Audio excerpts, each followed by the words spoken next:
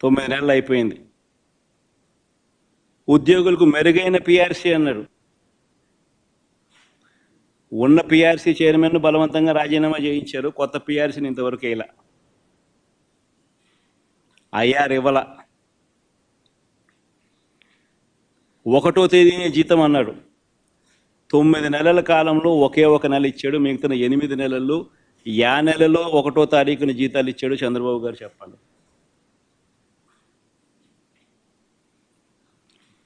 మూడు DL pending,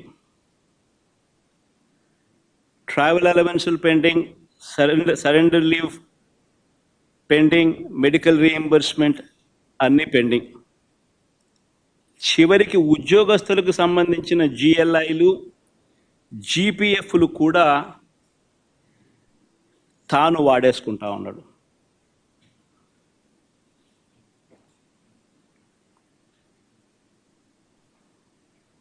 ఈరోజు రాష్ట్రంలో పరిస్థితి ఇది.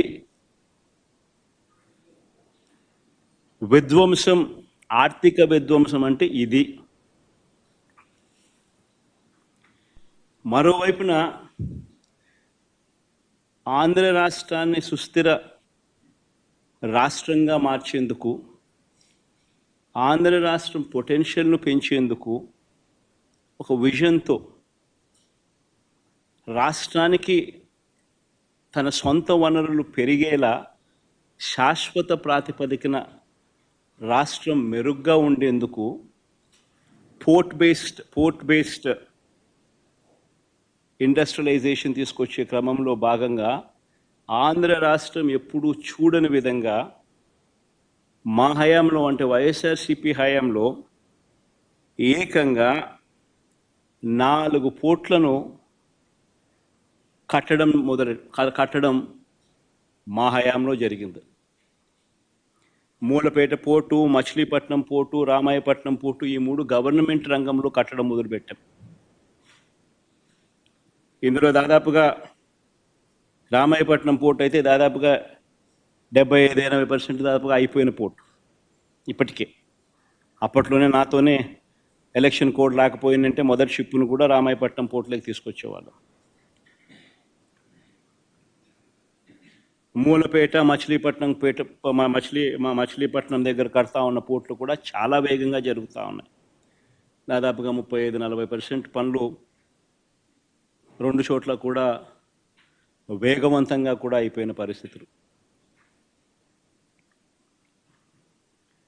10 ఫిషింగ్ హార్బర్లు నిర్మించే కార్యక్రమాలు కూడా వేగంగా జరుగుతూ ఉన్నాయి.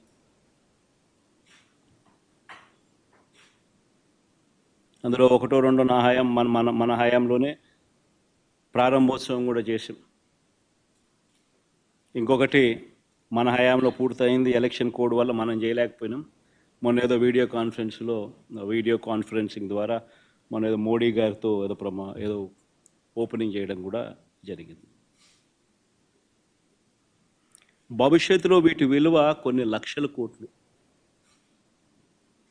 నాగార్జున సాగర్ లాంటి ప్రాజెక్టు, శ్రీశైలం లాంటి ప్రాజెక్టులు ఈరోజు కట్టాలంటే సాధ్యమయ్యే పని కూడా కష్టమే.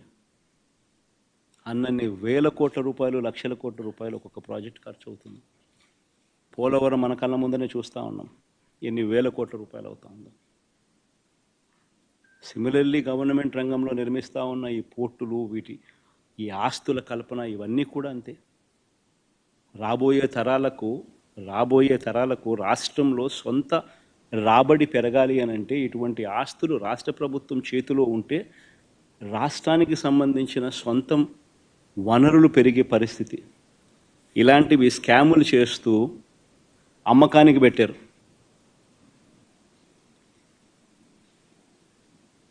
ఆల్రెడీ ఫైనాన్షియల్ టైఅప్ అయిపోయి ఉన్న ప్రాజెక్టులు ఇవన్నీ. ఎవరు దీనికోసం ఫైనాన్సెస్ కోసం ఎతకాల్సిన పనుల. ఆల్రెడీ డబ్బులు వచ్చి బ్యాంకుల్లో కూర్చొని, డబ్బులు వచ్చి మ్యారిటైమ్ బోర్డ్ అకౌంట్లో కూర్చొని ఉన్నాయి. బ్యాంకులు ఆల్రెడీ టైఅప్ చేస్తున్నాం. ఊరికి డబ్బులు డ్రా చేసుకుంటా కంప్లీట్ చేసేస్తా పోతా అంటే ఈ సంవత్సరంలో రామాయపట్నం పూర్తిగా ప్రారంభోత్సవం చేసేయచ్చు. మిగతాది వితిన్ 1 ఇయర్లో, వితిన్ 1.5 ఇయర్లో మిగతా 2 కూడా పూర్తయిపోతాయి. ఫిషింగ్ హార్బర్ల పరిస్థితి అంతే. అయినా అలాంటివి అమ్ముతున్నారు స్కాములు చేస్తూ. 17 మెడికల్ కాలేజీలు మేము కట్టడం మొదలుపెట్టాం. మన రాష్ట్రానికి ఉన్న biggest problem is tertiary care. ఈ టెరిషరీ కేర్ అన్నది మన రాష్ట్రం హైదరాబాదు, బెంగళూరు, చెన్నై వంటి రాష్ట్రాలు, పెద్ద పెద్ద నగరాలు మనకు లేనందువలన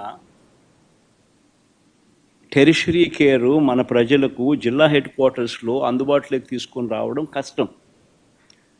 ప్లస్ హైదరాబాదు, బెంగళూరు, చెన్నై వంటి నగరాలు మనకు లేనందువలన ప్రైవేట్ పెట్టుబడులు ఉత్సాహంగా వచ్చి పెట్టే పరిస్థితి కూడా కష్టం. సో పేదవాడికి ఎక్కడైనా మల్టీ స్పెషాలిటీ హాస్పిటల్స్ అందుబాటులోకి రావాలి అని అంటే గవర్నమెంట్ పూసుకొని పేదవాడు ఇబ్బంది పడకూడదు అన్న ఆరాటంతో, ఎందుకనంటే ఉట్టి హాస్పిటల్ వైబిలిటీ రాదు.